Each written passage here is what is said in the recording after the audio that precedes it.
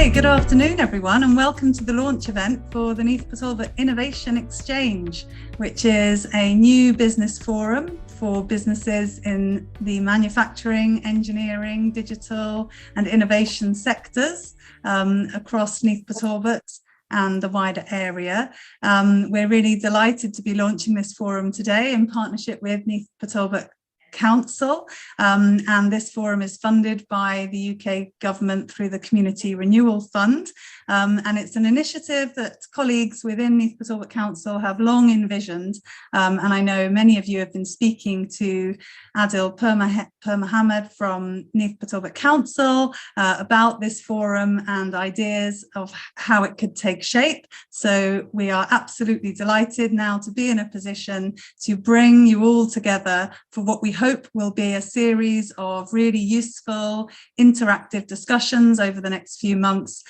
which will be of benefit to your business and also of benefit to the local economy. My name's Dawn Lyle, and for those of you that don't know me, I'm running an organisation called For the Region, and I've got two of my colleagues in the room today, Helen, who many of you have been in touch with, and Zoe. Now, at For the Region, we are passionate about South West Wales, and we are on a mission to make change happen for the 4 counties of Neath Talbot, Swansea, Carmarthenshire and Pembrokeshire. And our mantra is that the future of our region is in all our hands. So why is that relevant?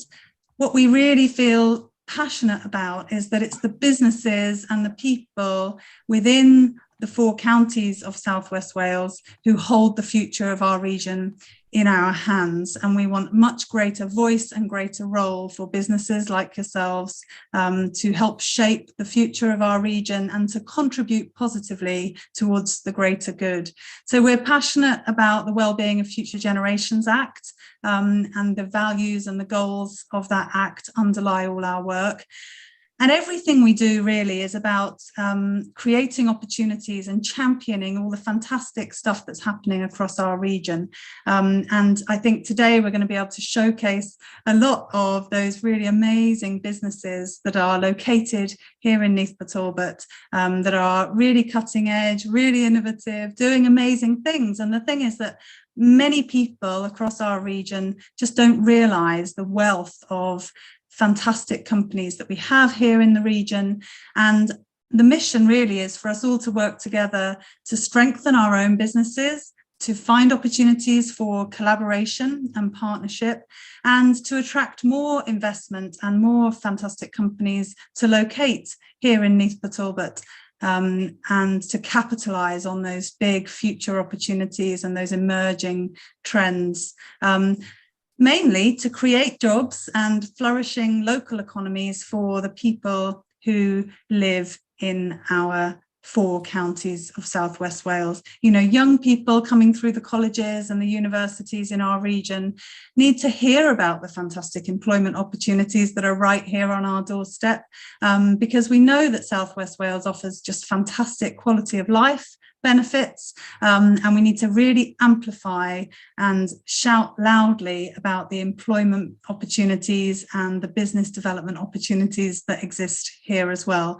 So you will have to work quite hard to find someone who's more of a positive and optimistic advocate for South West Wales than we are here For the Region. And we're absolutely delighted to be working in partnership with Neath Talbot Council to host this forum, to bring all of you guys together, and hopefully over the next few weeks and months to make sure this forum really addresses what you see as the key priorities and challenges, making sure that by bringing us all together, investing this time, and we're very grateful to you all for giving up your time today to come and be part of this conversation, that we can really make sure that it's of maximum real tangible benefit to your businesses and to the greater good of Neath Talbot and the wider region. So with that little introduction out of the way, I'm going to hand over to my colleague Adil, and I'm going to share his slides, and Adil from the council will share his perspective on what the forum is all about. So Adil, are you ready? Yeah, I am. Thank you. Hi, good afternoon all, and welcome to the launch event of the forum, and thank you all of you for taking the time out to come and attend the forum. We've had many conversations in the past about how we can look to sort of increase the profile not only of Neath Talbot in the area, but also to sort of increase the knowledge between companies. Dawn's mentioned there's lots of great companies in the area, innovating, doing some fantastic stuff. So this is the start of that conversation of trying to get that messaging out between all the different companies, so you're aware of all the different things that are going on in the area. This has come about from, as Dawn said, this is funded by the Community Renewal Fund. Many of you that I've had conversations with have said that, you know, the interest in terms of finding out what else is happening in the area, and the opportunity to speak with sort of other companies and network. Could you go on to the next slide, please, Dawn? So this is just an overview for the forum, really. So first, obviously, welcome everyone for attending. We really much appreciate your time. The funding that we've secured is from UK government, which is a Community Renewal Fund, and that's a suite of activity that we are doing. So one element of that is the forum, which is the launch event today. So we really do appreciate you attending. We've also got other funding, as other support that we're actually delivering as well, which is digital free support, and that's where they aspire to be. I believe they're online with us as well. We've also got diagnostic support and free consultancy support, which is via Town Square. I believe Alison is also online with us today. The forum is very simple focus, really, to be honest. This forum is evolving, so we want you as the businesses there to help to shape the direction of the forum and bring forward sort of topics that would be of interest to you and key to you as a business and for the Neath Talbot area. It's an opportunity to bring ideas together and your suggestions to the forum as well, so we can perhaps sort of work together to shape this. As I said, we want this forum to be your forum, an opportunity for a platform for yourselves to see how we can shape and how we can take things forward. One of the key things we're hoping that will come out of this as well is the networking opportunities between the businesses in the area. Sharing of learning between the businesses as well, and that's on various different levels, whether it's looking at processes, manufacturing opportunities, or learning, you know, experiences, whether it's with funding as well, which sort of links on to my next point. We want to encourage collaboration opportunities, so companies looking together to collaborate on whether it's joint funding, joint bids, looking at wider funding, maybe at UK funding if appropriate. I've been speaking to a lot of the businesses here today that are already doing this, and that's fantastic to see. And we want to share those learning experiences to benefit others in our region. One of the key focuses for the forum is also to link the business to to support your business to grow, to develop, whether it's around skills and funding and training and so on. We'll also, where relevant and appropriate, obviously, and we've also got linked to our funding. So we've got funding that will be launching in April, and other funding and support as well.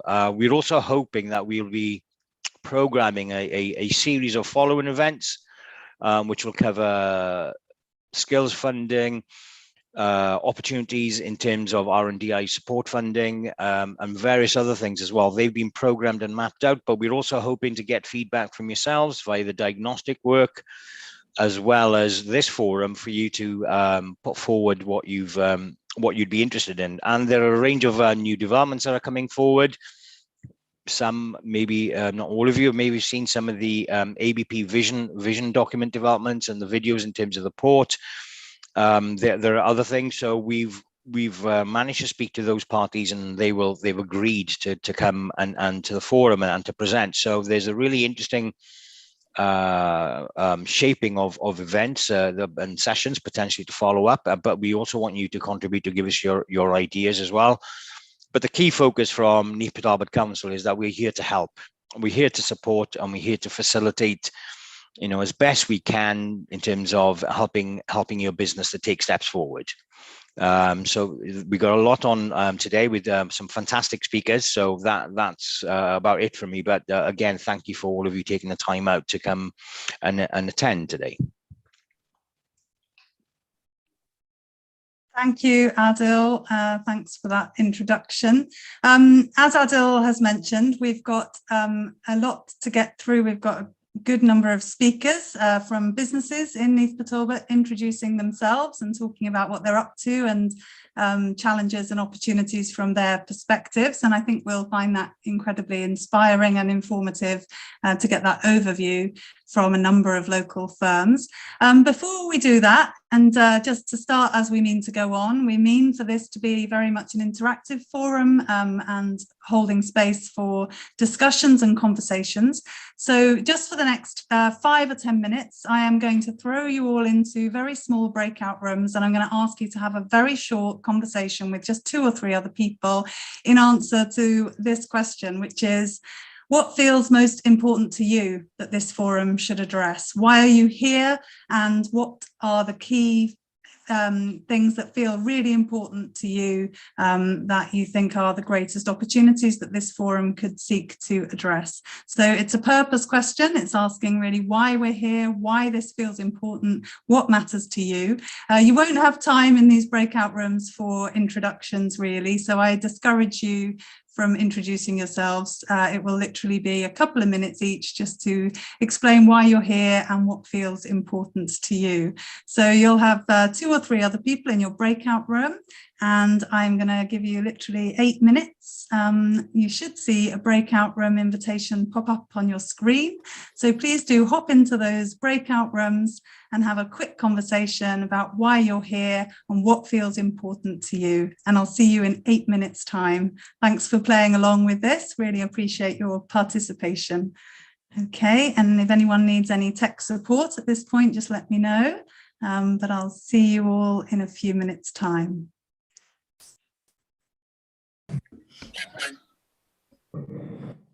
Okay, welcome back. Welcome back, everybody, and thanks for rejoining the meeting. I hope that was long enough to have a brief discussion in your groups about what feels important to you and why you're here. And yeah, why you think this forum could be important for Neath Talbot. I wonder whether anybody would like to be the first to put their hand up and just share any thoughts in answer to that question with the wider group. Phil, I can see Phil Williams. Would you like to unmute? Why does this feel important to you? Not so much me, but the small community I was in just now. We all had different reasons and different priorities, but it all came back to the same thing, and that was linking up with other organizations. And I think we all agreed that it didn't matter what we felt was important.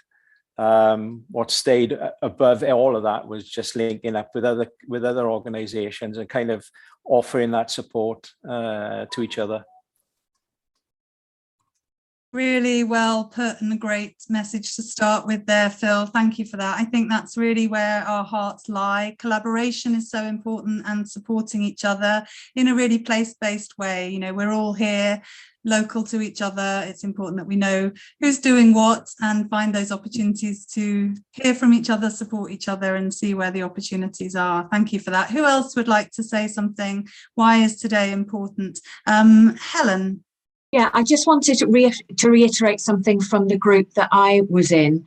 Oliver made a really good point and a really strong point actually about this should be about action. It's all very well sharing ideas and it's all very well sharing contacts. We already made some contacts in the group, which was brilliant, and I think it is about some sort of networking and also for us to be able to share things on funding and how we can help businesses.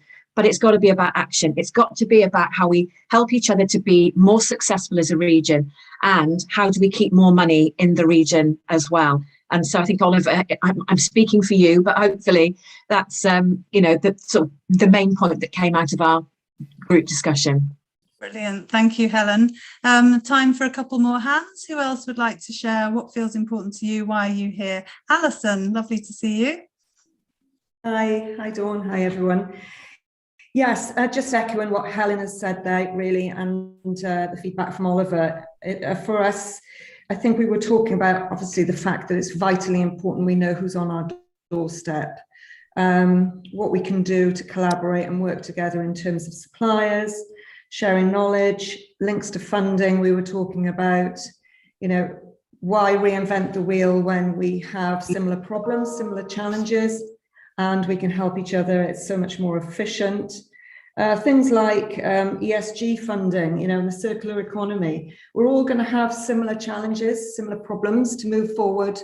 It seems crazy that we should be working on it independently, same as innovating in isolation when there might be others really around the corner that might be able to really help us with that, share skills or knowledge or whatever it might be. So hugely important. Thanks, Alison. Loads there. Really great to capture that. And yeah, really echoes what others have said. And yeah, knowing who's on our doorstep and finding those opportunities to work together. Anyone else? Why are you here? What feels important to you? I'm looking for a waving hand there. Sarah Fowler.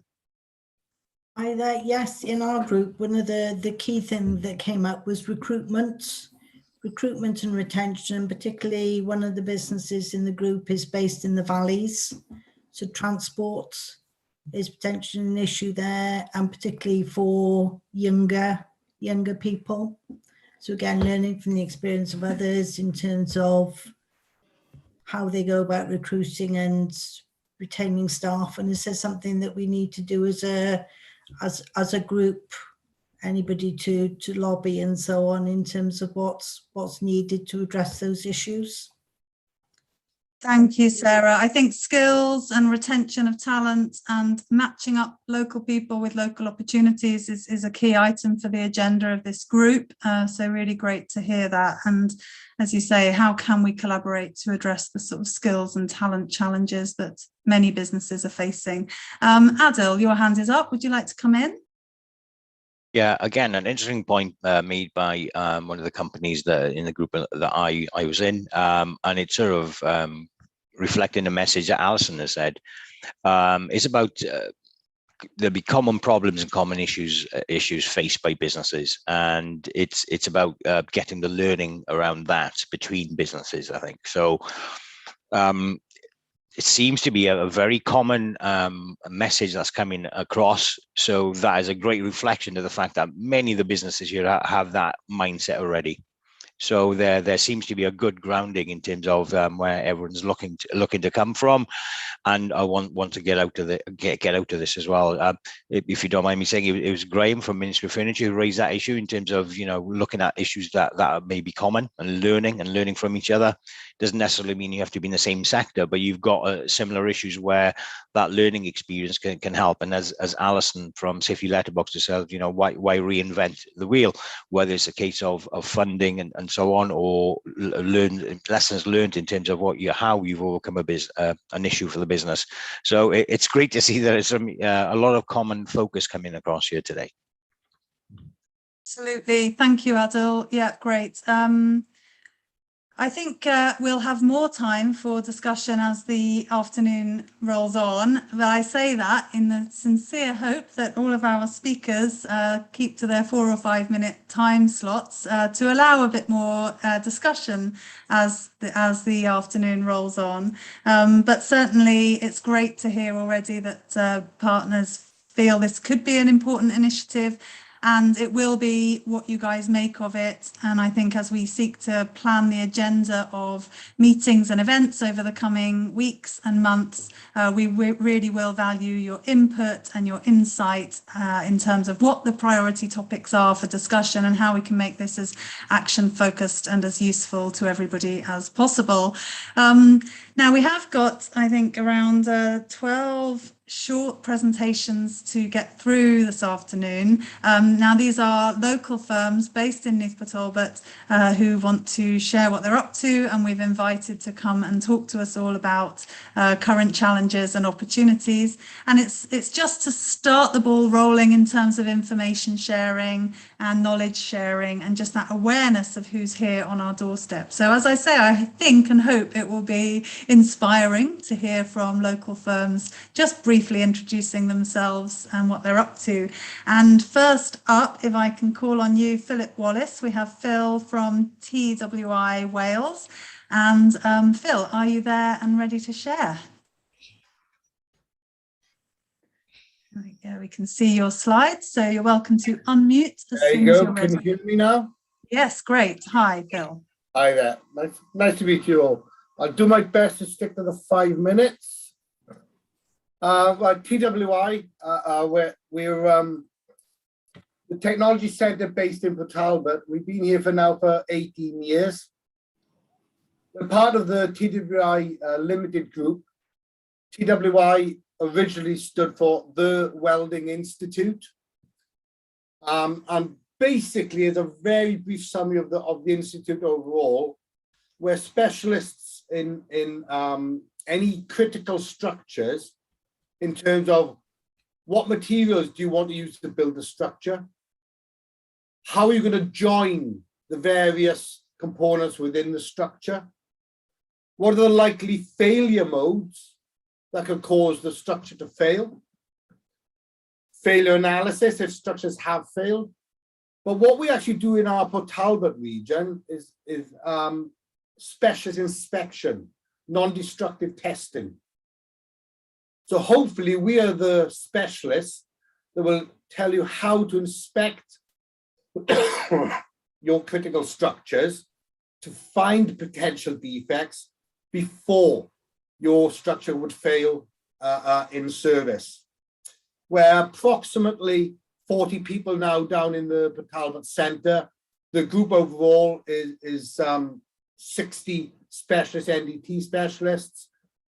And we've got people based in Middlesbrough and Cambridge. The main centre, though, is our new centre. I say new, is the large centre that we've got down here in Port Talbot. What do we do?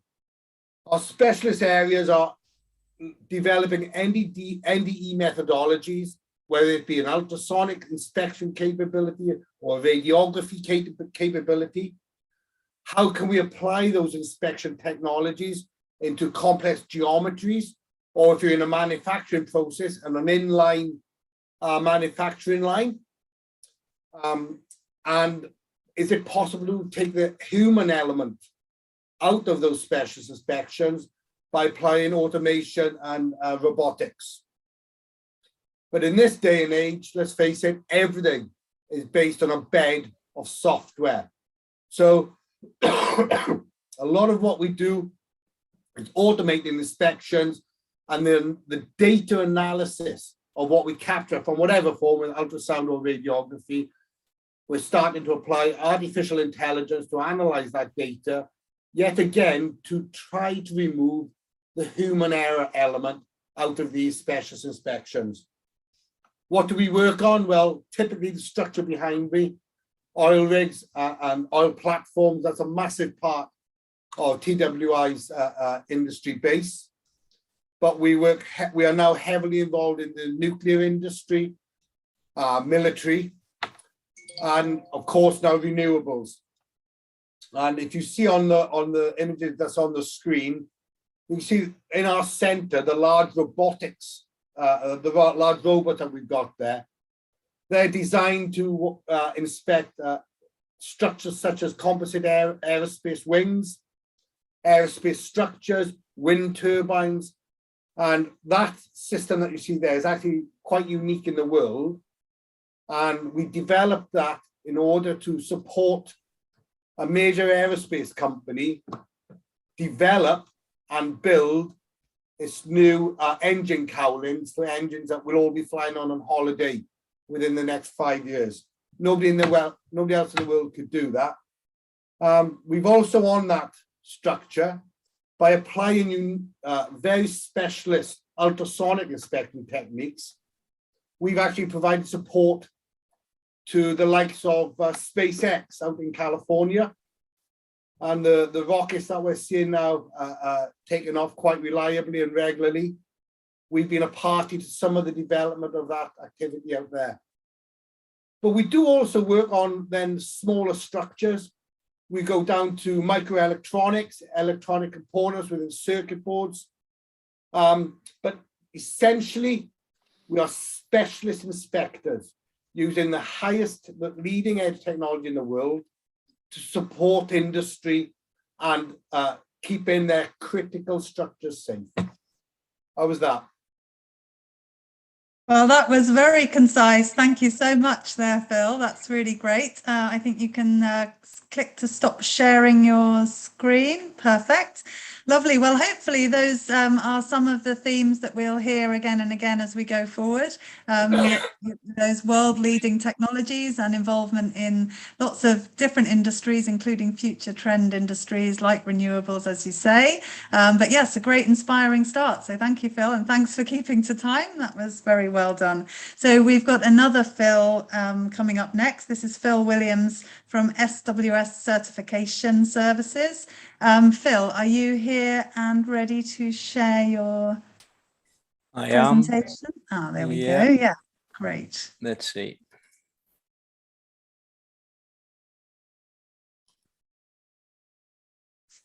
Okay. Can you see that screen okay? We can. Okay. So how do we follow Phil then? Right. So yes, I'm Phil Williams, co-owner of SWS Certification Services. My day job is Director of Operations, Aviation Safety and Quality. We were founded in May 2004 as an independent design, test and certification organization for the civil aviation industry. That covers everything from commercial aircraft, VIP, utilities, such as air ambulances and police and defense. We hold approvals and we initially held approvals with the European Union Aviation Safety Agency. Might have heard the word EASA. They do look after aerospace in the whole of Europe. And we were what they call a Part 21J approved design organization. So we were a EASA organization from January 2007 through to 2020, the end of 2020, when we all transitioned through Brexit from the EU, and then we became a UK Civil Aviation Authority Part 21J organization. Our terms of approval under that approval is, first of all, our product scope is that we can work on anything from large, small aircraft, airplanes, and large and small rotorcraft. So basically the only things we don't get involved with is balloons and microlights, basically. The activity scope within our approval is we work on major and minor design changes. So we support airlines, operators, that sort of thing. And we have some limited major and minor repairs that we can do on aircraft as well. And, you know, our sort of competencies is structures, cabin safety, avionics, electrical systems, environmental control systems. So coming into some of the, just nice to show what we've been involved with. So this is a VIP interior of so we took an RAF Voyager, an aircraft refueler, Airbus A330, and we actually took out all the interiors of the aircraft and designed and certified a new interior that is used by the British government, ministers and the royal family. Obviously, this is the sort of the lower end of the VIP. Can't show you too much more about that. we worked with an organisation, again, very much a VIP aircraft, where we fitted 8 sleeping quarters and a lounge in the loft space of Boeing 747-8 Intercontinental, which is basically the largest commercial aircraft you can have. So it's got a nice little stairway up to it. People can go up and sleep in that during their sort of VIP trips and so on. This has been a good product for us. It's called Sky Couch. We worked with Air New Zealand and Wichita University to develop an economy seat. It looks very simple. And it is in its way. Basically, it's a lie flat economy seat. Allows parents and children to relax during their sort of medium to long haul flights. And basically, the big thing about Sky Couch is that it's a fully flat area that allows people to relax a bit more than what you normally would in economy.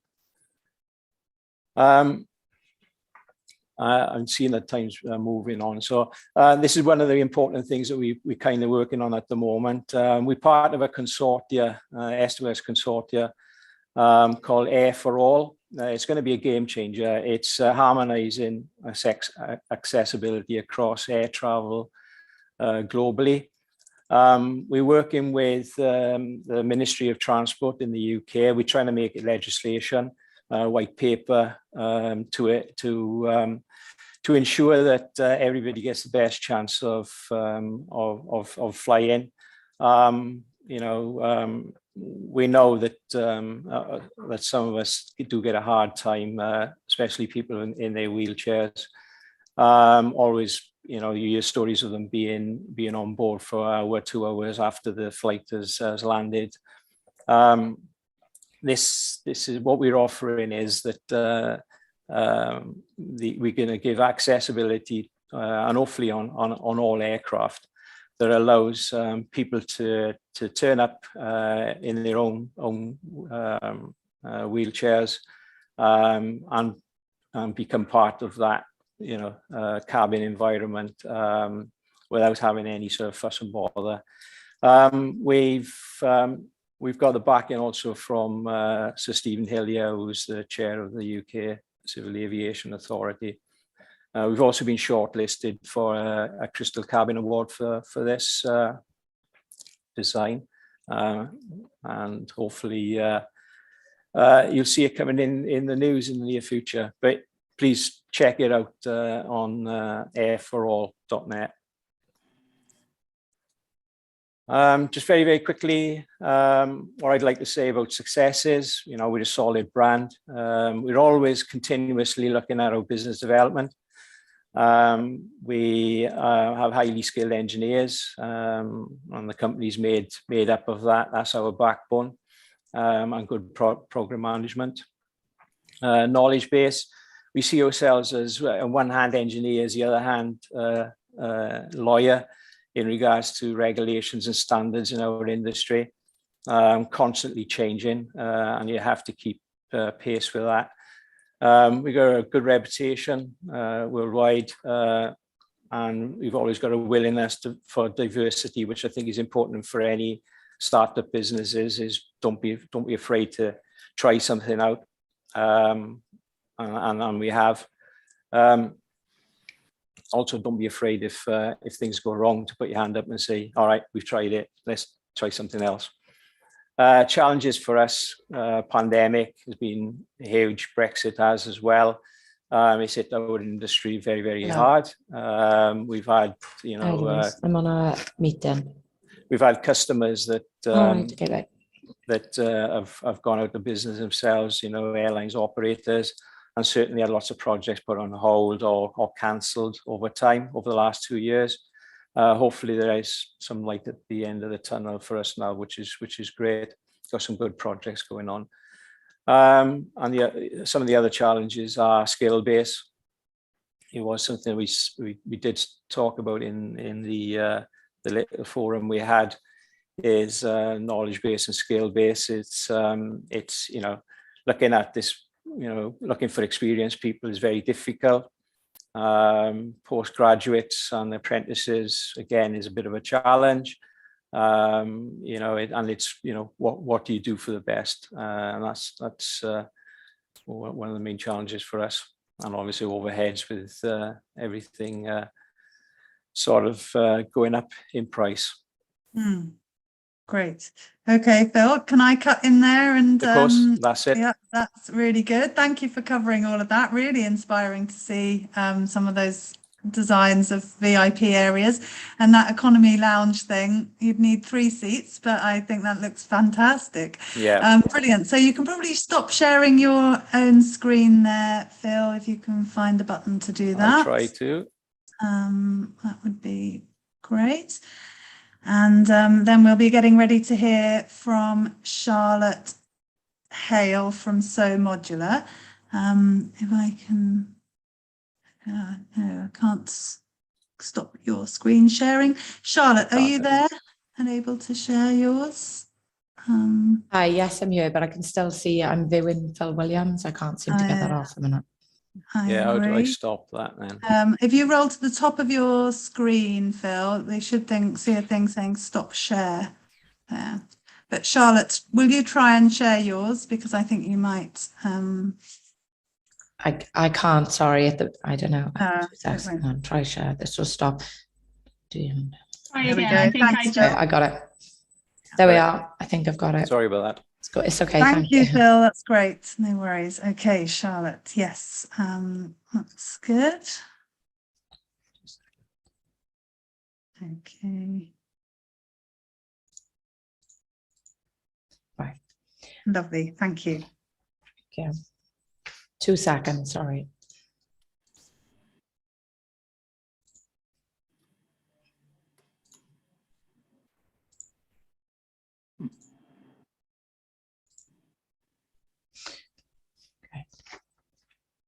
So Modular.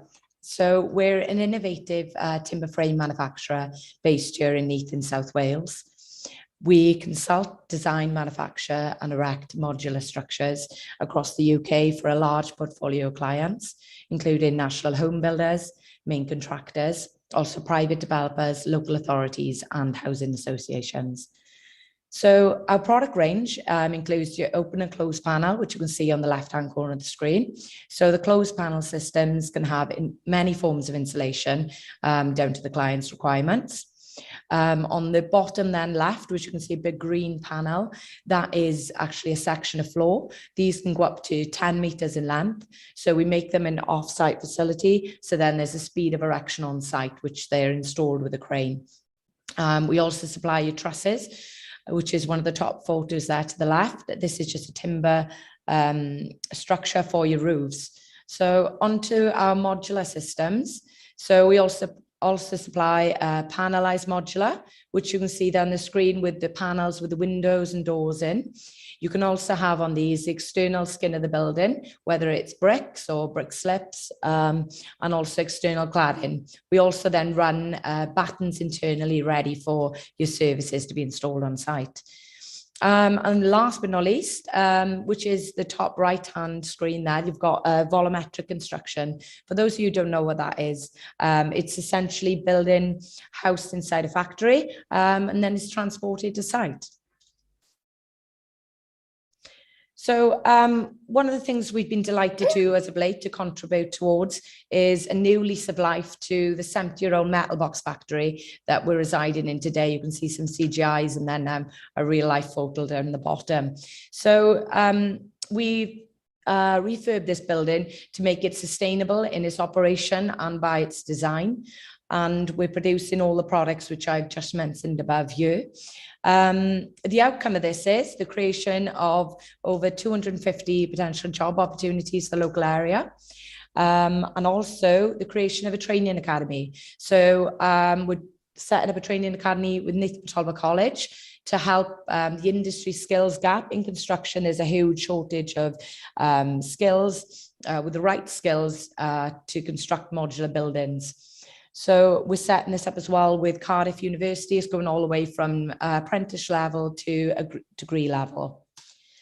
So factory blown insulation. We're developing a lot of new materials that can be blown in with the system you can see on screen there. These fully fill the cavities, so are far more sustainable for the client and the environment. Two of the products we're using here are Welsh sheep's wool product and a wood fibre, which is essentially waste wood from trees being produced into a fibre form. So one of the first developments using this wood fibre system is Gwynvine in Swansea. This is 144 zero carbon homes. These are comprising of a range of technologies, including solar panels, mechanical heat recovery, ground source heat pumps, and battery storage. The battery storage will use the excess heat in the home to then store that for a time when the occupants most need it most, basically. So this will generate huge savings for this homeowner. And as we all know, with energy prices rising, this is a great benefit for them to have. So volumetric modular, as I mentioned earlier, sorry, I can't get my words out, is basically a project we're doing on County Flats, which resides just behind the cinema in Port Talbot, for those of you who know the Talbot area. This is 55 new builds as well, which will be constructed using our timber modular system, which you can see in the right-hand corner of the screen. This will be utilising natural forms of insulation, actually 3 on this scheme, because we're going to, which is going to be mycelium, wood fibre, and natural Welsh sheep's wool. And we're going to be doing comparative testing on this scheme in order to find out the best insulations to feedback data and analysis to the Welsh Government. These will also be fitted with intelligent management systems, monitoring energy usage with the homes for flagging areas of excess usage for the homeowner to be able to manage their energy better. And on to the challenges we faced. We faced many of these last 24 months. And one huge challenge was developing this building you can see here on screen. And it wasn't purpose-built. It was already working with a not purpose-built building to make it into what it is today. This took many meetings, appointments of consultants, 6 months to 7 months in planning to overcome many hurdles of the existing structure to get it work efficient for efficiencies producing our product. So further to this, I'm sure many of you also have had this. Oh, sorry, I've just gone all the way through the video. So basically, due to COVID, we've had many labour shortages, material shortages, which we've really struggled on our sites. And we've had to put a huge amount of money into resource on recruitment. I'll probably say something now which shouldn't say, but me and my HR manager went out on a works night out. We didn't get in until 4 a.m. when we had to be at the job centre for 9 a.m. But that's all I can say is I'm very thankful for the mask that day due to COVID and hiding my alcohol breath. But the moral of this story is that in recent times have all been tough on us and we're set for more, but I believe that we must keep going and we shouldn't give up, because the job centre that day, we offered 5 people a job that matched the criteria of the specification we needed for the job. And if we didn't do that day, we could have ended up basically not having a client, not having that kit produced. So I just want to say thank you for Neath Council and bringing us together here today and the 4th region to help us realise what's on our doorstep and hopefully make some synergies and partnerships that will last a lifetime. Thank you. Brilliant, Charlotte. Thank you so much for that presentation and for sharing sort of the challenges and the opportunities that you guys are facing. We hear about modular construction all the time, so it's just fantastic to have such a thriving local firm creating jobs and opportunities right here on our doorsteps. So thank you so much for that presentation. That was great. Next, we're coming to Ian Ferris from Paragon Engineered Timber. Ian, are you here and ready to talk to us this afternoon? Certainly, share now. Ah, there you are, great. And if you'd like to share your screen, please do so. Be fab. Okay. There we are. Can you see that? Yeah, it's coming, it's loading now. Yeah, that's right. If you click into presenter mode now, we should be able to see That's it. Perfect. Take it Okay. away. Thank you. So yeah, I'm Ian Ferris. I'm one of the directors here at Paragon. We established in May 2018. We're now currently in our 4th year of trading. What I thought I'd do, I'll be a bit selfish, so I bring Julian across with me as well, who's our operations manager. He looks after day-to-day running of the business. And also as well, what I thought I'd do is also introduce our sister company, which is Castle Carpentry, and they're based in Neath Abbey Business Training Estate. So where we are, Castle are based in Neath Abbey Business Park, and we are based in the Walpole in Neath Fell Business Park. And the two businesses really work quite hand in hand, to be honest with you, and we'll come on to that in a minute. The geographic supply area that we service, we supply obviously the whole of South Wales, probably as far up to probably mid Wales at the moment, with sort of plans to sort of extend upon that. We go into the sort of southwest of England, as far east as Newbury, as far north as Worcester, and as far south as Taunton. And you can see the sort of our growth ring, if you like, in terms of our sort of medium to long-term plans is where we look to expand further into, really, in terms of supply area. What we do as a business, we do multiple products. We supply roof trusses, spandrel panels, engineered posi joists to a number of the sort of well-recognised national and regional blue chip volume house builders, such as your Persimmon Homes, your Bellways, your St. Robins, etc.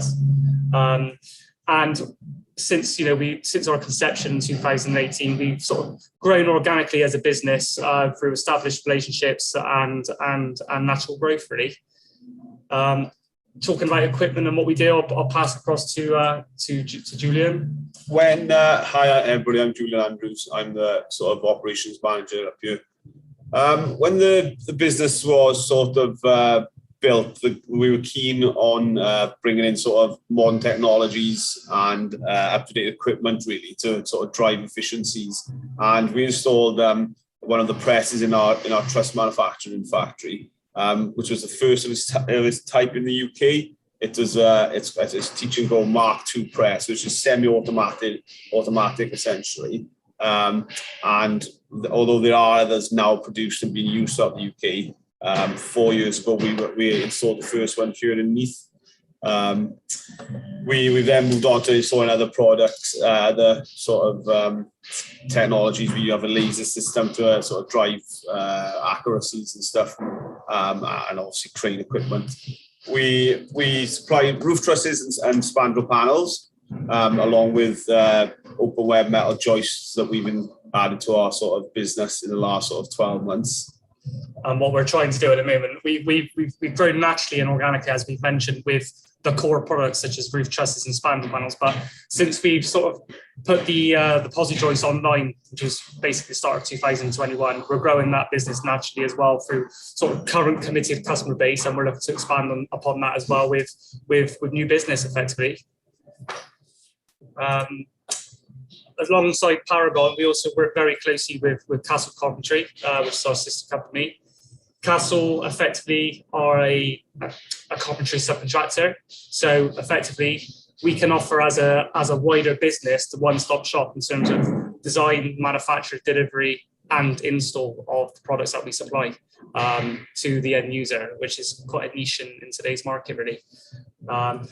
Castle also offer, they actually have a fully stocked timber yard. And they offer all kinds of building materials and products to the open public as well, to Joe Public. So, go on. As with sort of many companies really in the area, especially in the sort of construction and manufacturing industry, the main challenges we've sort of come across in the last 12 months or so, increased material prices, increased material shortages, increased lead times. And like we discussed in our small team earlier, it's the recruitment that is a challenge for us to keep up with our growth. And obviously retaining skills has been a bit of a problem for us over the last sort of 12 months, especially with COVID. And then obviously there's more and more young people in the area which are lacking skills and transport links to get up to where we're situated. We're keen on offering people opportunities as we continue to grow, But we are, our main challenge is at the moment recruiting people to come on the journey with us, really. Thanks both, Ian and Julian, for a great summary of those two businesses. Really, really great to hear what you guys are up to, and that same challenge coming up again and again about skills. And I also appreciate that you've mentioned transport there, and getting people to work is a key consideration as well that we all need to be talking about. Hopefully you can find the button if you go near the top of your screen to stop sharing. That's fab. Lovely. Thank you for joining us today to introduce yourselves and your company. That's really, really interesting and great to hear from you both. I'm going to keep whizzing on because we're running a little behind time, although you've all done fairly well. I think we're on a sort of 6 or 7 minute average, so let's see if we can catch up some time. Simon Wright from Intuity. Simon, are you here to share some slides? If you can unmute yourself. Indeed, yes. Great. There we go. Okay, that's coming. There we are. And then if you go to presenter mode, we should see. That's it. Perfect. Cool. Excellent. Yeah. So good afternoon, everybody. So my name is Simon Wright. I'm CEO and founder of Intuity. I've taken a slightly different approach to everybody else in terms of the slide deck, and they've been pretty good. So yeah, I may have made a mess of this, but there we go. So I thought I'd answer two very, very simple questions. Yeah. Why Port Talbot and what is Intuity? So the first one, why Port Talbot? Yeah. So the easiest thing for the world for me would have been to start up in central London, where I've worked a lot, or the Oxford sort of technology belt. So apart from being Port Talbot and born and maturized like a fine whiskey, I guess, there's two very, very important things I think that Port Talbot has: ingredients. So if you look at the innovation process, right, that it's you have to have great imagination, you become creative with that imagination, it eventually turns into some sort of innovation at the back end. If you look at sort of the wealth of artistic talent and creativity in Port Talbot, what better place to start, eh? And moving on from that, then the second ingredient I think is incredibly important. You look at how Port Talbot's been at the forefront of many industrial revolutions over the past couple of centuries probably, and we probably missed the last one, the fourth industrial revolution. And now we're entering the fifth industrial revolution. Yeah, with smart tech and bringing it social, bringing tech into the house. It's an incredible time to start moving on that journey and grasp it, because I think we've got the people there to make the difference. So moving on a little bit to what we do. So we are a AI-based cloud platform, and making it really simple, we help people and organizations make incredible business decisions, predominantly at the moment around risk management, safety, and quality, but that will expand with our AI engines we've built. Not to bore nobody with the technology, I'm sure everybody will sleep in within 10 minutes. So one of our customers referred to it as this incredible plastic brain that we've created using natural language understanding, which is right at the cutting edge of technology. We then help organizations, they say, bring out lessons learned, risk management, bring out the pertinent parts of specifications and scope instantaneously, making incredible efficiency decisions. But what's completely unique about us, we've got this autonomous learning with our platform as well, then, that becomes more and more intelligent. You've got this complete cycle going round and round constantly, bringing improvements. So just give it a feel where we are at the moment. This is just some of the customers we've picked up in an incredibly short period. Yeah. So we've been really specific, predominantly within the enterprise market, predominantly engineering, but we're already getting inbound from oil and gas, aviation, being heard of today, healthcare. We're on the cusp of a large VC round coming off the back of an EIS round. Yeah, it's an exciting place to be.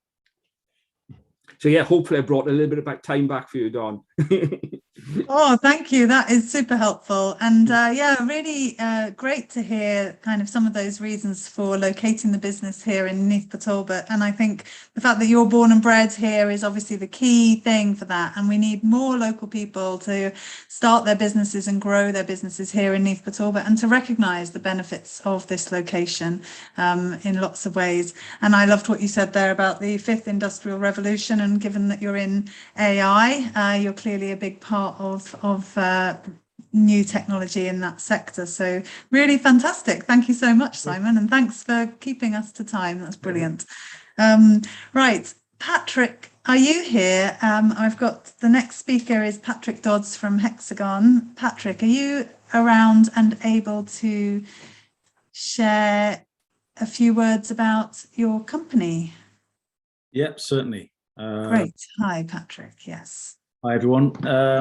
I'll try and be quick with this. So we're Hexagon, and we spun out of Swansea University as part of my doctorate research a few years ago now, and we're currently just scaling and entering into the export market. So the majority of our sales actually are export as well.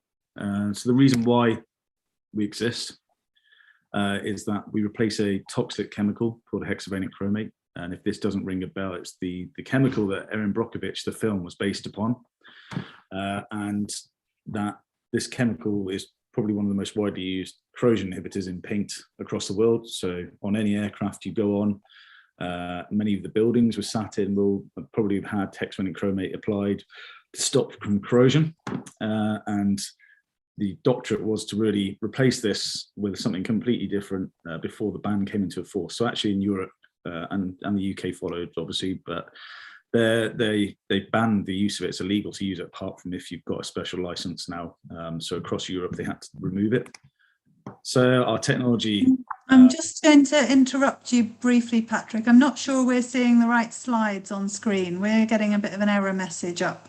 So it may be sharing a different window from the one that you're looking at. I want to try it again. I think we're missing your slides. Can you see it now?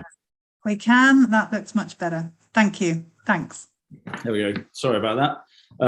So as I say, Erin Brockovich was the film based around this chemical that gave everyone cancer in the town, biggest lawsuit. So I was challenged as part of my research to find something called a smart release system. So we make micro reservoirs that detect, call it chemical intelligence, but they can tell if there's a corrosion event happening. And what they do is they take in the corrosive ions and they release out the inhibitor that protects from any further damage. So the coating becomes self-healing.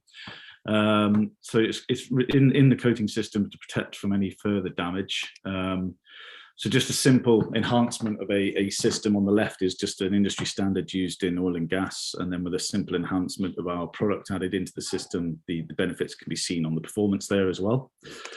And just to wrap it up, there's a very quick video here, which probably summarizes and explains the company better than I can. So I'll just play this now and hopefully you can all hear the audio.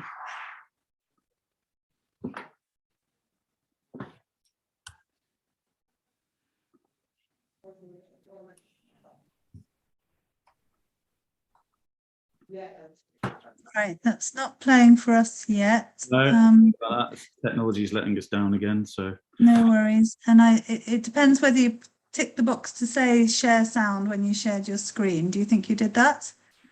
Or maybe the video is not playing yet.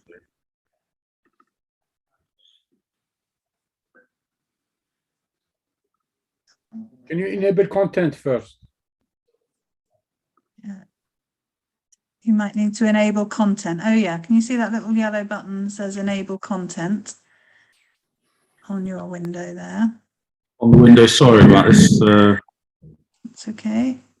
There's a button on your screen that says enable content, Patrick. Can you see that one? Try that. Yeah, just down from where your cursor is. There we are, yeah. Can you see that? Yeah, is it? No, down from there. I'm not sure we're seeing quite what you're seeing.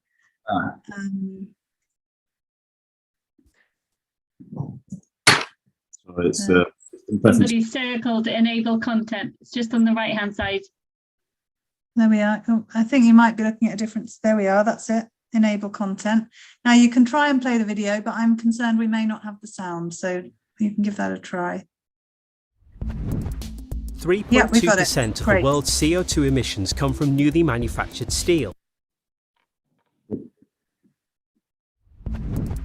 3.2% of the world's CO2. Right, 2 seconds. 3.2% of the world's CO2 emissions come from newly manufactured steel to replace corroded steel, which costs the world economy trillions of dollars a year. Coating systems containing inhibitors are used to prevent corrosion and slow corrosion down. Hexagon's additives bring coatings to life, making them smart and self-healing. Our technology uses chemical intelligence to detect corrosion. The inhibitors are trigger released, so that protection is on demand. Hexagon is utilizing waste streams and recycling them into the IntelliIon products. This will prevent thousands of tons of material going into landfill or incineration. Hexagon's IntelliIon anti-corrosive additives replace heavy metals, phosphates and toxic chromates with highly effective, environmentally friendly organic additives. IntelliIon enables coatings manufacturers to remove warning labels. IntelliIon additives have been exhaustively efficacy tested by Hexagon, as well as by international coating producers through numerous industry standard weathering assessments in a broad spectrum of resin types, coating types, and coatings manufacturing routes. Please visit our website for more information.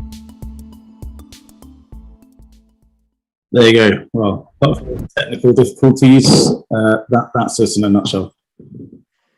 Brilliant. Thank you so much for sharing. That is really, really interesting to see, and another great example of a local company that's at the cutting edge of technology and I suppose chemistry. I'm not quite sure, but really, really great, Patrick. Thank you for coming along and introducing the business to us. Do stay around for some further discussion. Brilliant. Right, now we're on to David Cornelius, if you're there. David from Cornelius, are you here and able to talk to us? We may not have David just yet, in which case I can move swiftly on to Neil Morgan from Weldeck. Neil, are you here?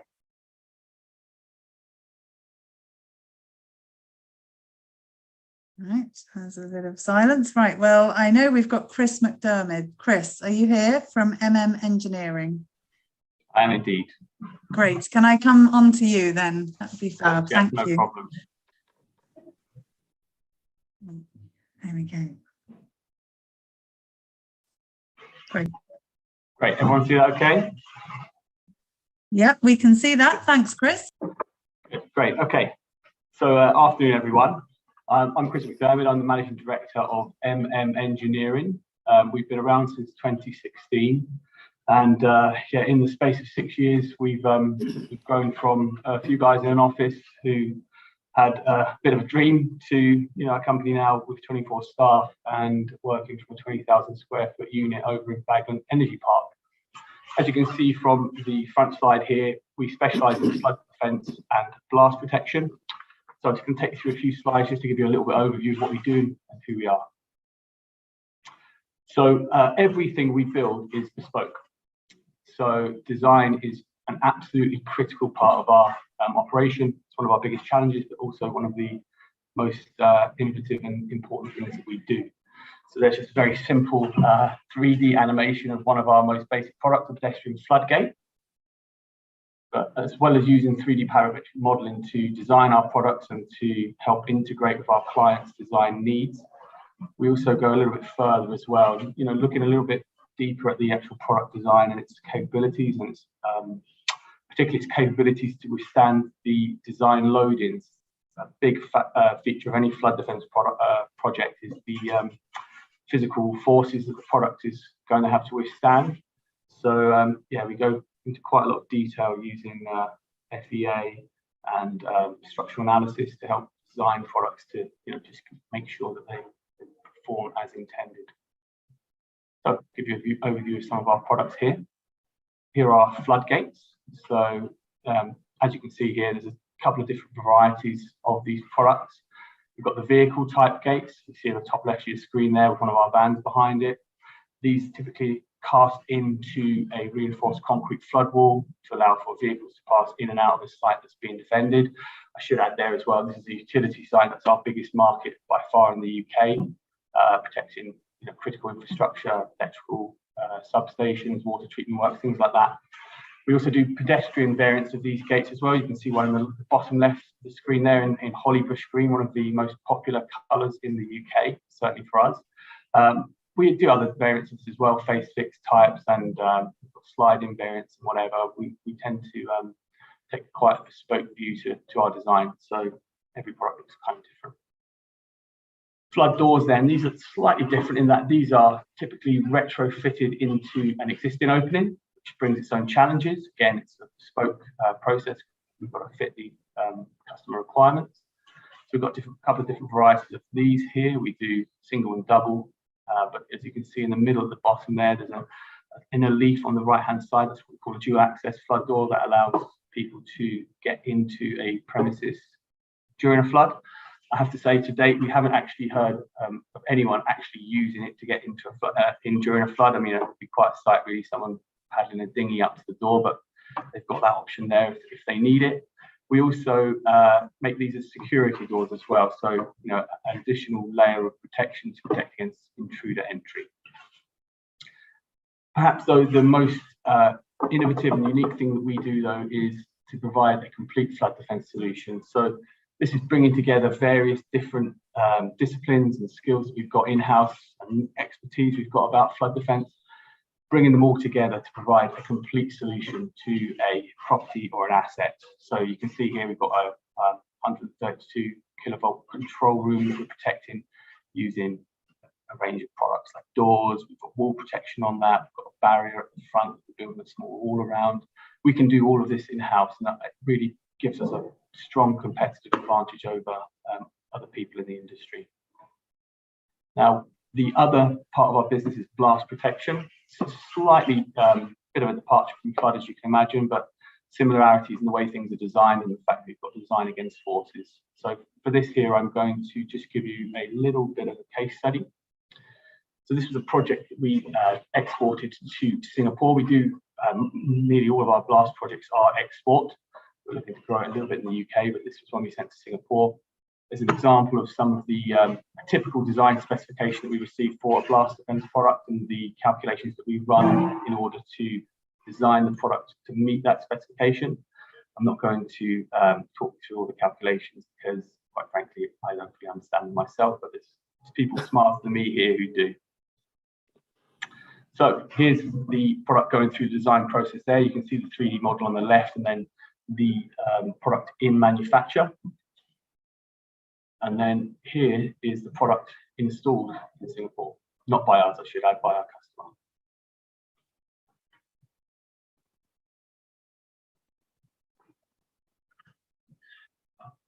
Now, the blast load into this door was quite significant, and that is why the door is, as well, as you can see, it's quite a bit of a piece of work.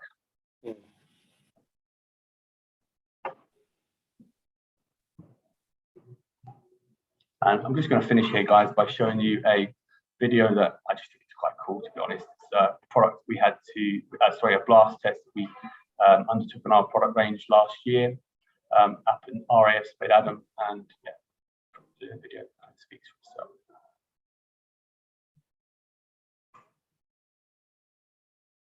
So we've had a report on the back of this now, just to say that the product performed to this particular response level, which was C15, which was a 100 kilogram TNT blast at 15 meter range, pretty much the highest level that they would test you on that site. Thanks for listening.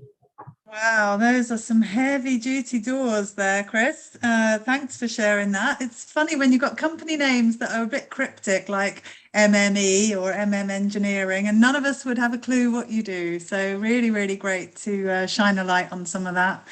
Flood defence, obviously, sadly, a growing sector, no doubt. And yeah, great to see that heavy duty door. Really fantastic. Thanks for sharing. So you can stop sharing your screen if you can find the button. Brilliant. Thank you very much for that. And next up on my list, we've got David Rees from ML Devices. David, I think you're in the room. Are you available and ready to talk to us this afternoon? Yeah, I'm online, thank you. And I'll endeavour to pull up my presentation. Oh, brilliant. Yes, great. Thank you.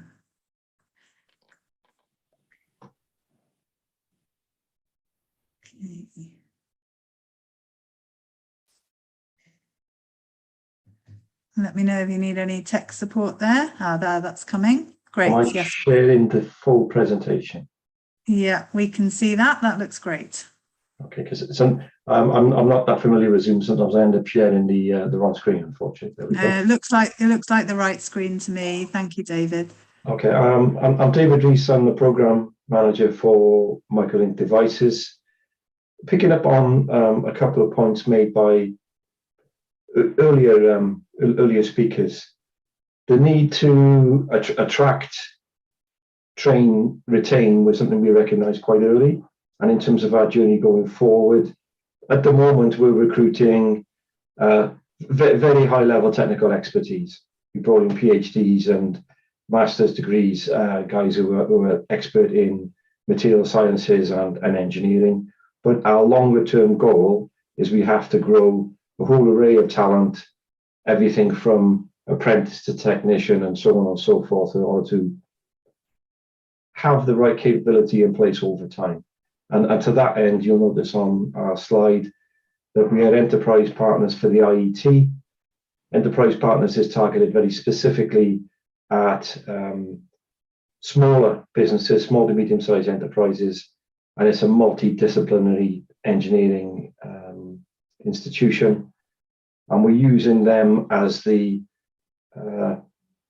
as a pathway, if you will, to take all of our engineers through their full,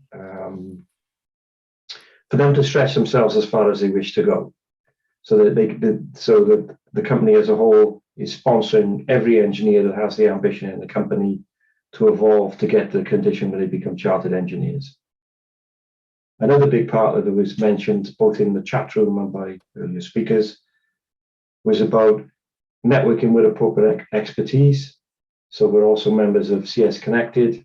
CS Connected is a body sponsored by UK government to evolve compound semiconductor technologies and capabilities. And this is a specific industry cluster that's set up in South Wales. The nature of the industry is it's got a lot of technical depth, and there are relatively few people in the world that can do it well. So we have to work collaboratively, and we're working with IQE and KLA and other companies that are based in South Wales, because they will become key parts of our solution over time. We're not here to use somebody else's term, reinvent the wheel. So where are we? Many of you will recognize this building. You've probably seen it from the M4 if you haven't recognized it. We recently set up our UK operation at the Innovation Centre, Baglan Energy Park. The origin of the business is in the US, and the early development of the devices was fully conducted in the US and has been brought to a level of maturity where it's now viable as a product. And they've been producing, let's call them prototyping volumes and pre-production volumes in Illinois over the past 4 or 5 years. COVID aside, the market for very lightweight, high efficiency solar cells is going to grow exponentially. I'm well aware that in Europe, there isn't enough capacity to fill demand. So we hope that's going to make us very rich. Our principal target markets. HAPS is an acronym for High Altitude Pseudo Satellites. These are solar-powered aircraft that fly in the stratosphere. They fly at an altitude about twice the altitude of most commercial aircraft, to put that into context for you. They're largely used as surveillance devices in place of satellites. So, for example, if you were to have a natural disaster, flooding perhaps, to pick up on Chris's points earlier, you could put one of these directly over the afflicted area, and it would become a sensor platform and a communications platform to direct your response teams on the ground, whether that's Environment Agency, whether it's Blue Light Services, or so on and so forth. So in effect, the purpose of HAPS is to have a deployable sensor and communications capability. We're also looking to enter the satellites market, and there's a significant growth projected for low Earth orbit satellites. So you will see, probably seen in the press a lot about Maxar and OneWeb. These are relatively small satellites, so they're less than 500 kilograms, and they're quite sophisticated communication platforms. In order to be able to meet their operating costs, they have to significantly reduce the size, weight, and power of the satellites they're putting into orbit.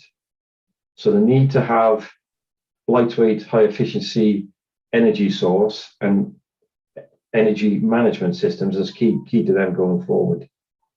And again, anywhere where you need to have a sustainable energy source that is relatively robust is key. So we're also looking at sensor platforms, and we've had some interest from a UK-based defence company in that respect.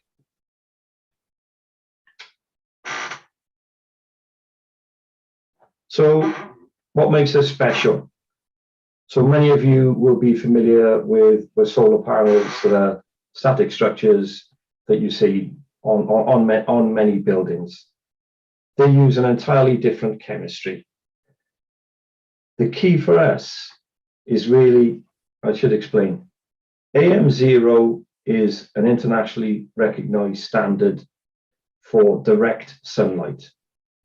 So you have sunlight hitting the panel at 90 degrees to the panel.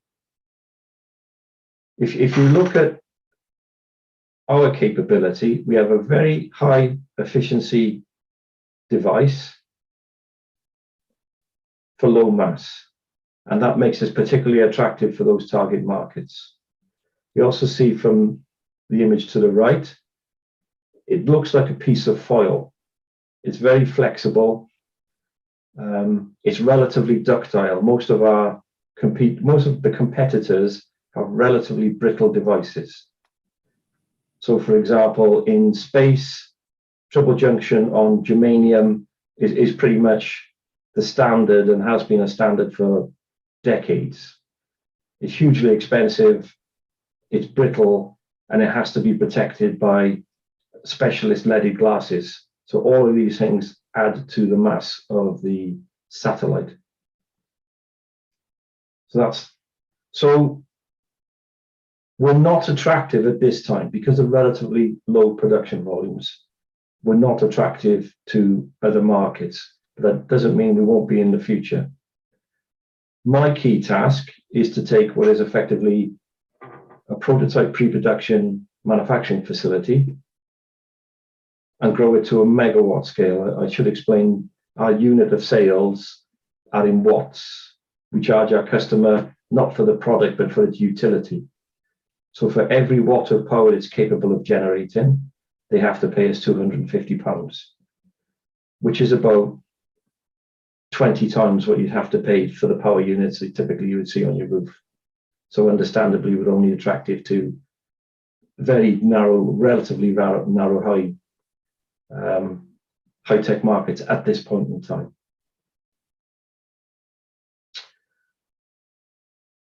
We grow the cells on 6-inch wafers. We liberate 6 cells per wafer, and then we have to manufacture them into strings. They're protected by diodes.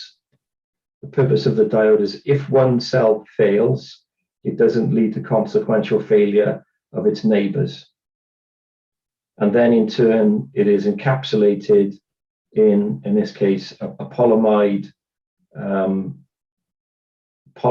pocket to protect it from the elements.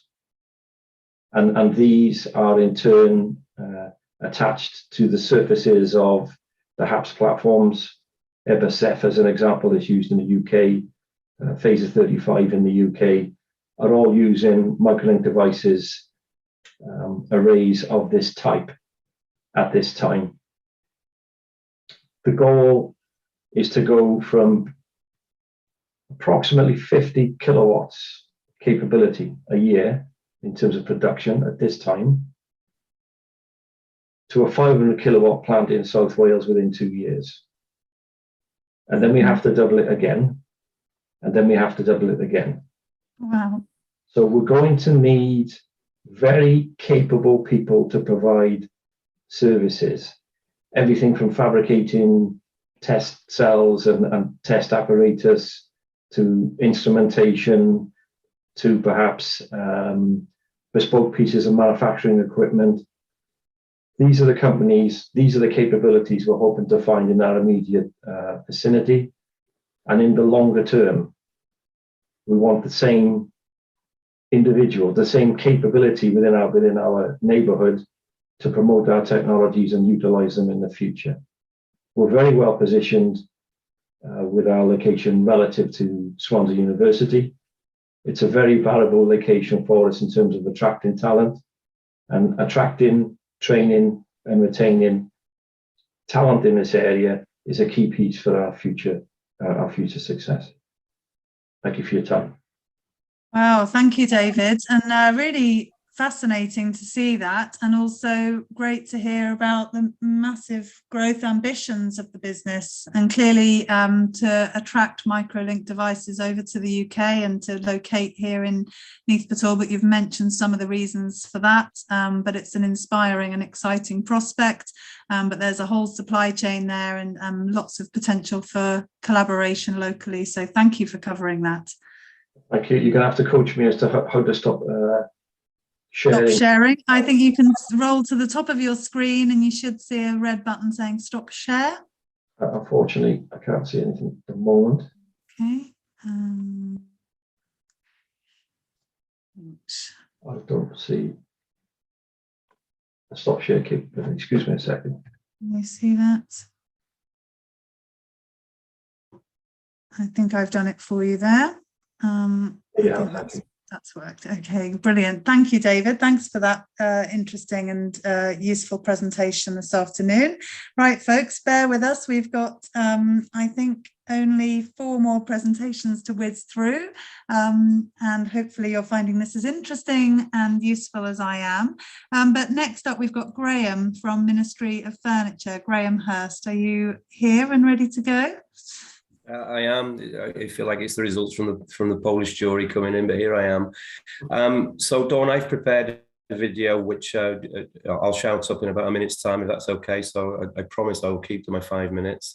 Right. For those of you that don't know my story or the Ministry of Furniture story, we were the business that came out of Remploy Furniture, which was a major employer in South Wales, well, across the UK actually. I had factories as far north as Newcastle, as far south as Redruth in Cornwall in 2014, and the government pulled the funding on that business back in 2014. It was a public sector quango, and we set up as Ministry of Furniture in 2014 on the Energy Park with 8 people.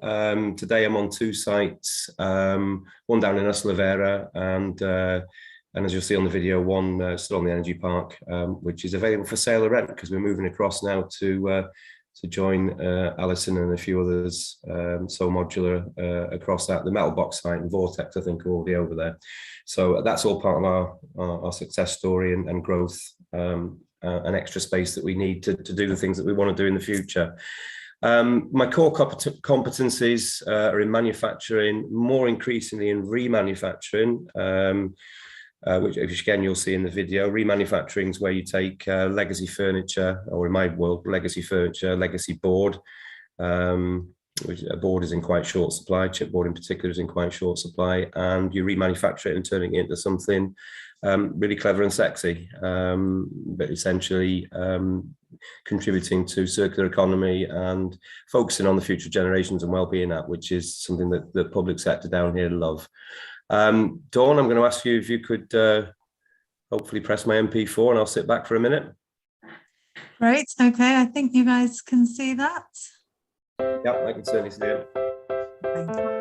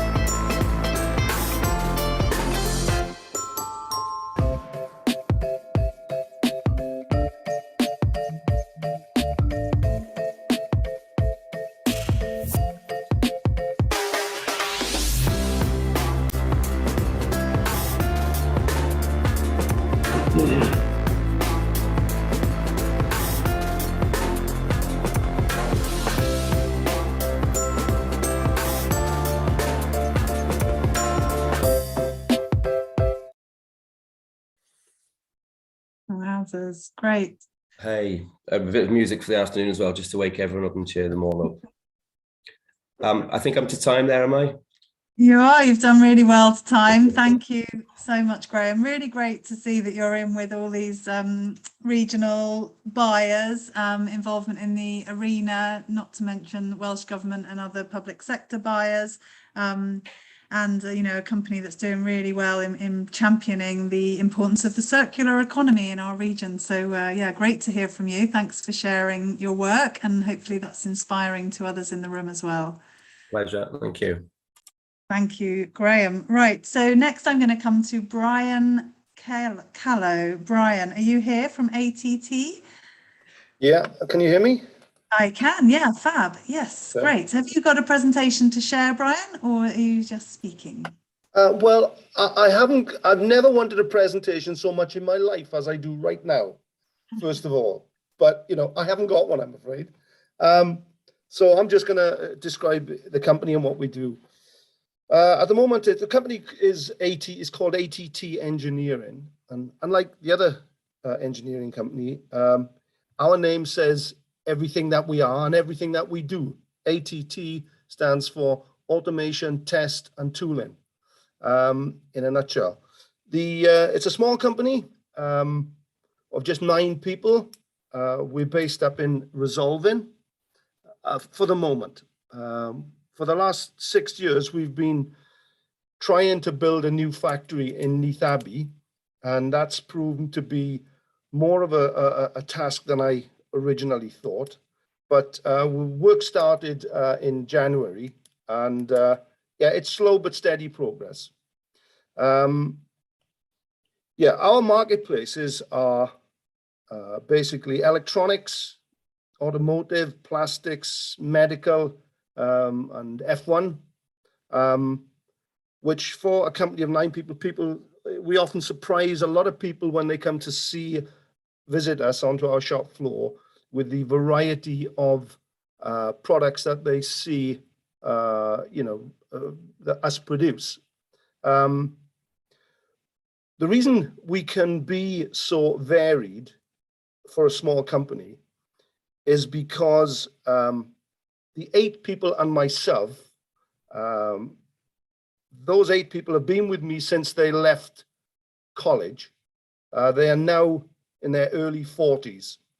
So I've been able to keep a very, very stable, highly skilled workforce. We're not frightened of anything. Yeah, they are basically the crux of the company. They are a bit of this company that gives us the facility and the skill and the confidence really to go forward and to look at tasks, engineering tasks in general. I worked that out just earlier on, and that combined to about 120 years of experience, which is, you know, quite proud of that. It came about me throwing them in the deep end, basically, and it was sink or swim. But yeah, most of them have swum really well. I used to be a director of a much bigger company in the mid-80s. 2 of us started the company that quickly went on to 150 people. And we had the Queen's Award for export. We had the flags in the car park. We had everything. But the communications, I'm afraid, died. And they just were not good. And I found that the bigger the company, from my point of view, the more difficult it was to communicate, you know, accurately. And so anyway, I decided that was enough of that. So I left and started this company. Yeah, about 16 years ago, I think it was. I've always said that I don't want a big company. I want a good company, and I think we are as I said, for a company of just 9 people.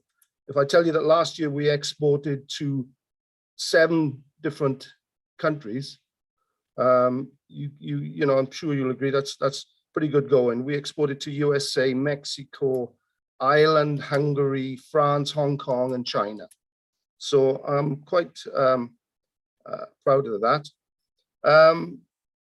If you have years ago on the original start date, we actually produced a single product under the heading of test equipment. So if you've got or had a Toshiba, Sony, Panasonic, Hitachi, if you had any of these televisions from the mid 80s to 2000, they were probably tested on equipment made in Neath Abbey. And I say Neath Abbey because earlier on we saw the Paragon, who were around the corner from us, and they showed a photograph of the Neath Abbey site. And actually, that's where we used to live as a company. But we then bought the land behind that company, and that's where we are now in the process of building that factory. As far as my company is concerned, we are about as highly skilled, I would suggest, as you can be. We're ready to take on the next stage and the next part of our growth. But for us, it's all about treading water at the moment until we actually get the new company there and the new facility there for us to move forward. Yeah, that's basically where we're at. That's what we're at.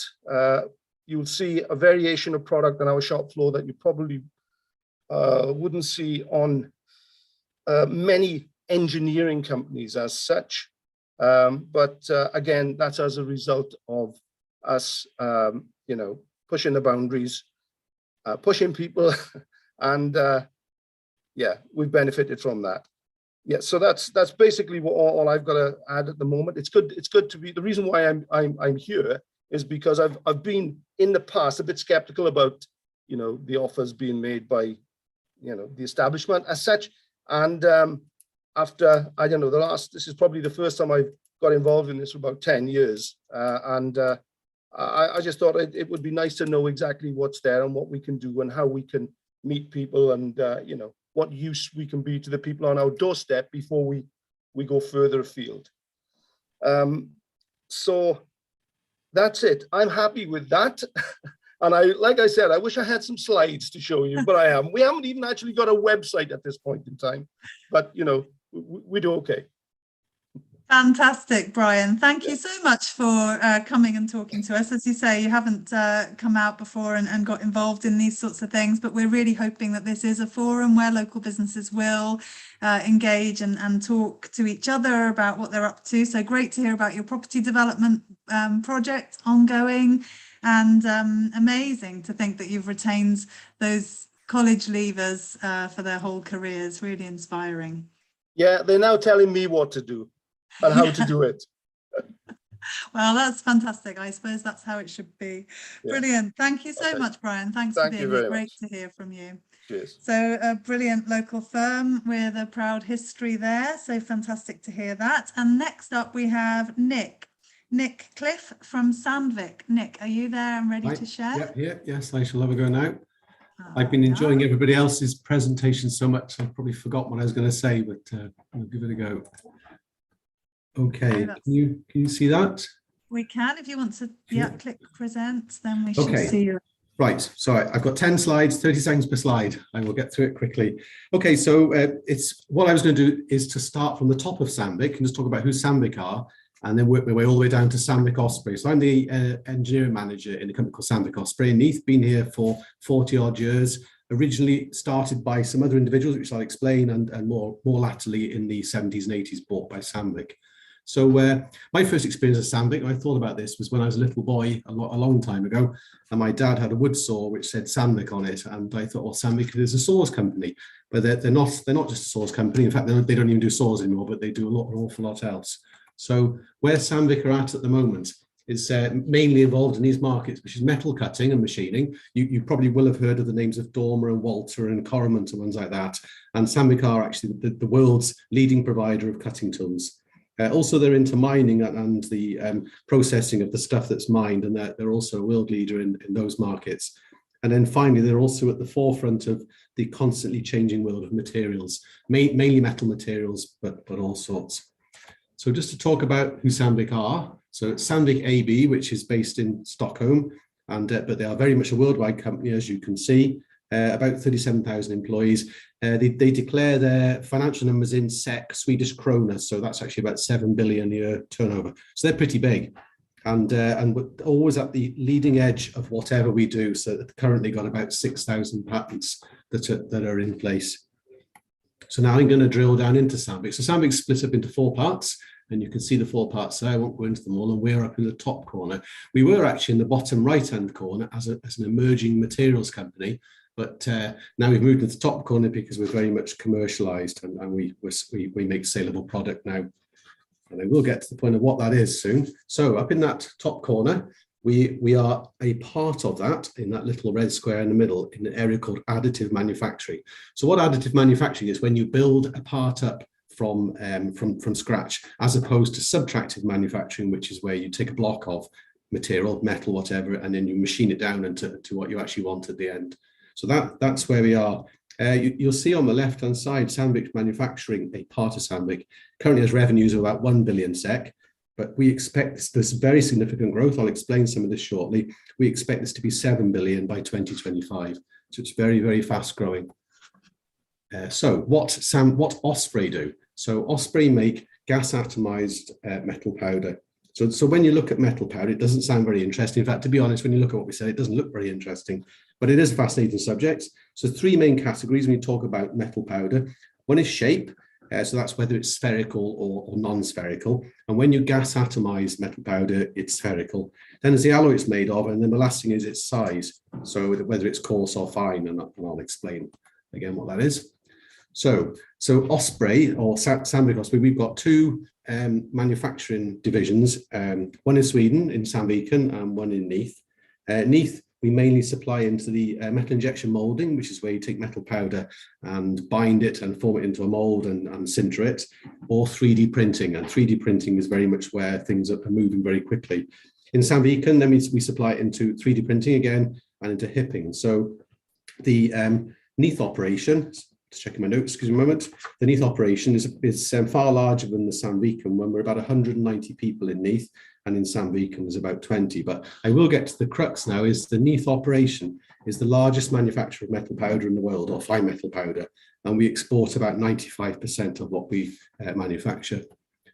So to go back into our history, so Sandvik Osprey, or rather Osprey Metals, was originally formed by those 3 fellows that you can see in the picture there, and they were graduates from Swansea University, and they developed a process called spray forming, which is where you produce powder, but before it's solidified, you spray it onto something and you actually build up a metal shape, a billet, so to speak, and then you can machine that. And the reason that you do that is so you get a very homogeneous structure from what you've made. So Sandvik took an interest in that company in the late 70s, but were more interested in the powder that's produced rather than the metal sprayed objects, for want of a better word. And then in the mid 80s, they acquired the whole company. So Sandvik Osprey then became, Osprey Metals then became Sandvik Osprey. And by fine powder, we mean sub 20 microns. This means each metal powder particle is less than 20 microns diameter. And then we talked at the end, some various stuff. I will talk about what C alloys is in a moment, but we talk about installing larger atomizers. So we're up to 1 ton plants now. And we actually now are just in the point of building our 9th atomizer plant, which is world class in terms of manufacturing capacity. And this is all from a little factory in Neath. And it's really interesting, some of the things that we've got into over the years, because if I just move on to what we do here. So over on the left-hand side is fine metal powder, and you can see a picture of a pile of powder there. Like I say, it doesn't look very interesting, but it is fascinating what it can do. And down to the bottom of it, you can see some pictures of things that can be made from metal powder. The top picture is a turbocharger impeller, so that's made by metal injection molding. And below that, it's a suspension component from an F1 car, obviously made for lightness, and that's made by 3D printing. And now we're getting into structures that cannot be made by machining. And over to the right-hand side is we also provide powder for metal for coatings. And incidentally, every stealth bomber or fighter that's been manufactured, the metal powder that produces the stealth coating actually comes from our factory in Neath. So it's quite an interesting thing to say. So that's metal powder, and I'll talk about the growth of that shortly, because the growth is what's driving what comes next with Sandvik Osprey. But we also have produced a product called controlled expansion alloys. That's what CE alloys is. And this is a material that was developed on site here, which has very high thermal conductivity. So it's like a metal, but it's very similar thermal expansion to silicon. So if we do that, then it means that we can attach silicon to the CE alloys material, and we can thermally manage it. We can cool it. And this goes into all sorts of applications in space, aerospace, defense, that sort of thing. So a very high value product. And again, it's almost 100% export market. And then over on the right-hand side, this is actually from the original spray forming process. We're developing a product at the moment for aluminium silicon billets for brazing. So this is primarily for heat exchangers, because it's an interesting fact that electric cars actually have more heat exchangers in them than cars with their traditional engines. So last of all, so this is where Sandvik Osprey is. So we've currently got an alloy database of about 3,500 different grades that we can make, and we currently market and sell about 2,000 of those. When you look at the list of the stuff that we make, all the stuff in white is what we make in Neath, and all the stuff in blue is what we make in Sandviken. But because of the growth of metal 3D printing, then we expect significant growth over the next few years. So, and we actually expect to be at 3 times our current revenue by 2027. So I won't go on to I was going to do another part of the presentation. I won't do it. If you were to look on Neath Talbot Council's planning website, you'll see there's actually an application gone in for a brand new facility nearby, only in Margam, so that we can move and continue to grow. Because if you know the Sandvik Osprey site in Neath on Milland Road is very, very constrained. Now we've got no more space to move in any direction. So the next thing we're going to have to do is probably move our entire operation. And I think that's it. Yeah, okay. Oh, thank you, Nick. Wow, that's really interesting. And yeah, really interesting to hear about how relevant all this is to the kind of 3D printing sector, which is, as you say, a massive growth sector. And you guys have been making these metal powders for all this time, and now suddenly everybody needs them. So that's amazing. Yeah, thank you for being here and sharing the history of the company, Nick. Thank you. Really, really great to hear what you're up to, and good to hear about the new facility as well. Yeah, and I've certainly been scribbling down the names of some of these companies presenting, because I didn't know about some of these companies and what they did, and they are services that we use now. So that's good. That is the name of the game. Thanks for that feedback. That's really, really important and great to hear. So thank you, Nick. See you again soon. Right, we have one last speaker. I think I haven't missed anybody, although you'll have to contact me on the chat if I have missed you. Oliver from Rototherm. Are you here, Oliver, and ready to I'm speak? here, yes. Ah, there you are. Great. Thanks for your patience. Thanks, Dawn. I think I've got a wonderful spot as last speaker. Just when everybody's absolutely tired and wants to go get a coffee or go to sleep or something for a big nap. So I've got no presentation. I'm just going to talk for the next 4 or 5 minutes. So Rototherm, I'm the MD and owner of British Rototherm. We're just based down in Margam. And we've got 2 divisions, one which manufactures precision instrumentation, where we measure stuff that does temperature, pressure, level and flow. Examples are, we measure the pressure on nuclear reactors of the submarine fleet. We're the only suppliers in the world for the UK submarine fleet. We supply products that measure the levels of the fuel inside LPG tanks and transmit that data into secure online portals to manage your inventory. We are probably manage the liquid concentration of nearly every distillery in Scotland. So the taste of your whiskey from the things like Diageo are driven through the accuracy of our sensors. All the way down to measuring we have the probes that catering companies use, or let's say IKEA, for measuring the temperature of their meatballs is used with our handheld thermometers. So a real variety there of different products. And we also have a medical division as well, where we're manufacturing PPE and safety products. So we are Bolle, who are one of the world's largest safety eyewear companies. We're their only partner outside of the Far East. So they went and wanted to select a company to work with in Europe, They looked all around Europe and UK, and they worked decided to work with us in Neath, which is a fantastic opportunity for us, and been a great business. So we got a couple of hundred people, 2 manufacturing sites. The main one is here in Margam, and I've owned the business for about the last 10 years together with my siblings. So I came from the corporate world. Bought a business thinking it would be really easy. I probably made every single mistake you can possibly make, and had some exceptionally stressful times, and probably given exceptional stress to our people.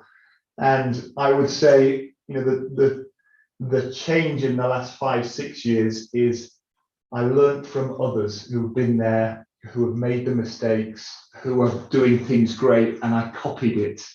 And I applied it, and I really put our people first, and our people have changed this organization. We've grown 5 times over in probably the last 6 years, and it really is down to the quality that we produce and the people. And so I'm exceptionally passionate about how much more we can do locally. And I think there's significant opportunities. I've had a great partnership with Neath Talbot Council. They've supported us, providing support for areas which have turned into half a person's job into now employing 10 people on a product line. They've taken the risk and they provided support with us. We've worked with Swansea University. We've worked with government. And I do feel there is a change coming. Certainly I think the attitude from the public sector and private sector is how much more can we do locally? How can we keep the pound in this region, or certainly within Wales? And how do we help each other? The competition for me is outside Wales. How can we stop our dollars going to certainly like the Far East, for example, and keep it within it? It's no longer about the cost. Trying to ship a container from China, now costs best part £12,000, where it used to cost 1,000. So the economics now makes South Wales exceptionally competitive. You've got to be innovative. You've got to come up with different things. So for me, really, it's great that Adil and Sarah and the team have put this thing together. I've learned so much today with all the different companies. How can we put those down? I've been writing names down. How do we change our way of purchasing or collaborating with the different companies on here? And there's probably another 100, 200 different companies that we don't even know about that are in the region. So for me, fab, absolutely brilliant to have this together. I want to know, what are we going to do, or how can we then make some change? And I think it's got to be, Sarah's probably had enough of me always saying to her, how does one does Neath Talbot change? I think you are, but also same with private sector. How do we change? I just think there's so much we can learn. Absolutely so much. And the companies on here, why can't we all be double the size in 3-4 years time, and the rest? That's what can we do to help each other achieve this? So really honoured to be part of this, and hopefully we can make some great progress over the coming months through this collaboration. Thank you, Oliver. Really great notes to finish those presentations on, and a real endorsement for the importance of today and the opportunities that all the businesses here today can offer each other, and hopefully grow on the strength of each other's expertise. Great to hear about Rototherm, and I think you're winning on the Zoom game here with your special camera and very professional looking setup. So congratulations on that as well. Thanks for speaking. Amazing. Well, people have been commenting in the chat, and as we've heard from a number of our speakers, hopefully connections are being made already, and that it's just really useful context to hear a bit more about your neighbouring companies and businesses. Sometimes we're all so busy in our day jobs that we barely look up to see who else is doing what just on our doorsteps. In just a couple of minutes now, because I am conscious of time and we have used up every minute of our allotted slot this afternoon, but I would just like to invite anyone who would like to share at this point to put their hand up and answer the question of what you've appreciated about today. Has it been useful, or any reflections that you'd like to share just in the final few minutes before we close. Darren, I can see your hand there. Would you like to share something? Yeah, good afternoon, Dawn and everyone else. Yeah, I'd just like to thank you all for this opportunity. We mentioned earlier on our breakout earlier on that Neath Talbot area has been severely lacking in opportunities for networking for businesses, whereby you'll find guys like these here normally in the Swansea area or Bridgend, Cardiff, whereby here in Neath Talbot we have, as everyone's already said, an abundance of talent, brilliant people, excellent companies, and we just need to be collaborative and working more together. And I'm just so grateful that this opportunity has come along today to see everyone, say hello and start that journey. So thank you very much indeed. Thank you, Darren. Great to hear from you, and thank you for that validation of today's meeting. Anybody else like to share any reflections or thoughts following today's meeting? Graham. Yeah, sorry, I think I'm off mute, and technology let me down on the hand up there, so I did it the old-fashioned way. Yeah, great, Dawn, and this is a great initiative. Just a one from me, just a personal thing from me. Hopefully we can get together in person in the future. I think that makes all the difference. I'll be honest and say I'm a bit of a Luddite, and I'm all Teams and Zoomed out these days. It'd be lovely to get with some of the people that we've just virtually met and chew the fat. Yeah, I couldn't agree more. And it is our intention to run a mixture of online and in-person events at different times of day to suit different participants. So that's certainly in our plan. Thank you, Graham. Adil, you did have your hand up there briefly. I'm happy to come to you if you'd like to share any reflections before we close.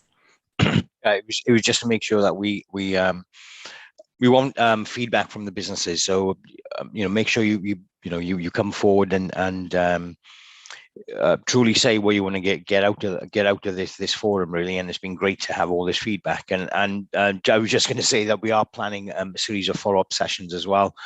Some will be online, and if possible, some will be face-to-face as well. Thank you. Great. Well, I wanted to just finish with a few closing messages. I've shared in the chat the email address of my colleague Helen. Helen@fortheregion.org.uk is your key point of contact for any suggestions, comments, volunteering to speak, or suggested topics or requests for future meetings. In the immediate short term, we'll be emailing you all with the dates of the upcoming meetings. I just wanted to flag up that we're planning to reconvene same time next week. This will be on Zoom again, 1 o'clock Wednesday afternoon next week, and it will be on this same Zoom link. So if it's easy for you just to slot that straight into your calendars, that would be appreciated. And do, of course, feel free to send along colleagues as well, or bring them with you, because different perspectives from within the organisation can share on different things. What we're hoping for this time next week, as well as a more interactive discussion and a bit more time to hear from everybody about your thoughts and priorities for the time upcoming.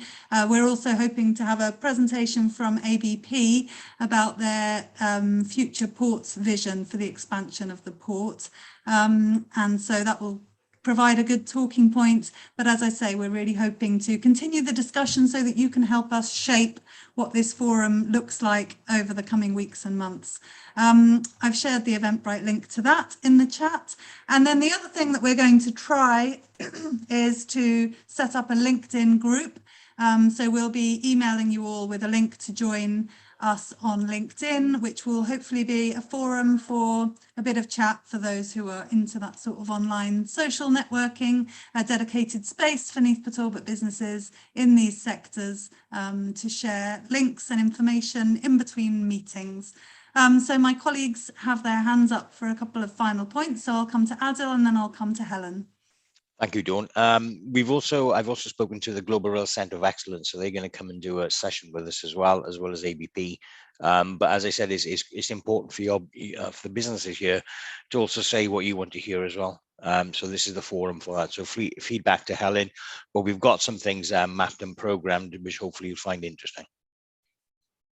Thank you. Helen?